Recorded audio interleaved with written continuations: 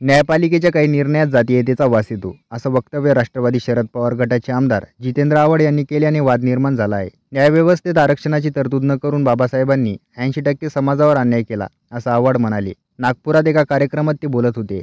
आज न्यायपालिका निष्पक्ष नाही, असं आव्हाड काल म्हणाले. मात्र आपण असं वक्तव्य केलेलं नाही, असं म्हणत आव्हाडांनी स्पष्ट शब्दात इन्कार केलाय. काल नागपुरात बोलताना आव्हाडांनी हे वक्तव्य केलं होतं. मी कुठेही न्यायपालिकेच्या निर्णयात जातीयतेचा वास येतो असे बोललो नाही, असे म्हणत जितेंद्र आव्हाड यांनी आज पूर्णपणे घुमजाव केला आहे. ज्युडिशियरीमध्ये आरक्षण न देण्याचं धोरण बाबासाहेबांनी पूर्ण चिंतन करून आखलं आहे. त्यावर भाष्य करणं अयोग्य आहे, असं माजी मुख्यमंत्री आणि काँग्रेसचे ज्येष्ठ सुशीलकुमार शिंदे यांनी सुनावलंय. तर आव्हाड बाबासाहेबांपेक्षा मोठे विचारवंत झाले का, असा सवाल भाजप नेते आशिष देशमुख यांनी केलाय. तर पणन मंत्री अब्दुल सत्तार यांनी आव्हाडांवर टीका केली आहे. जितेंद्र आव्हाड यांनी डॉक्टर बाबासाहेब आंबेडकर यांच्या कर्तृत्वावर प्रश्नचिन्ह निर्माण करून आंबेडकरी जनतेला दुखावण्याचे काम केलंय, अशी टीका भाजप नेते आशिष देशमुख यांनी केली आहे. बाबासाहेब आंबेडकरांनी न्यायपालिकेमध्येही आरक्षण ठेवायला हवं होतं. माहिती नाही मी हे बोलावं की नाही, कारण उगाच वाद निर्माण होईल, मात्र तरीही बोलतो, असे सांगून आव्हाड यांनी जातीय दृष्टिकोनातून न्यायपालिकेच्या निष्पक्षतेवर प्रश्नचिन्ह उपस्थित करत न्यायपालिकेमध्ये आरक्षण असायला हवे अशी अपेक्षा व्यक्त केली. न्यायपालिकेचे काही निर्णय असे असतात की ते पाहून लगेच त्यातून जातीयतेचा वास येतो, मात्र न्यायपालिकेतून असे मुळीच अपेक्षित नाही. न्यायपालिका निष्पक्ष राहिली पाहिजे अशी राज्यघटनेची अपेक्षा आहे. मात्र खरंच असं आहे का,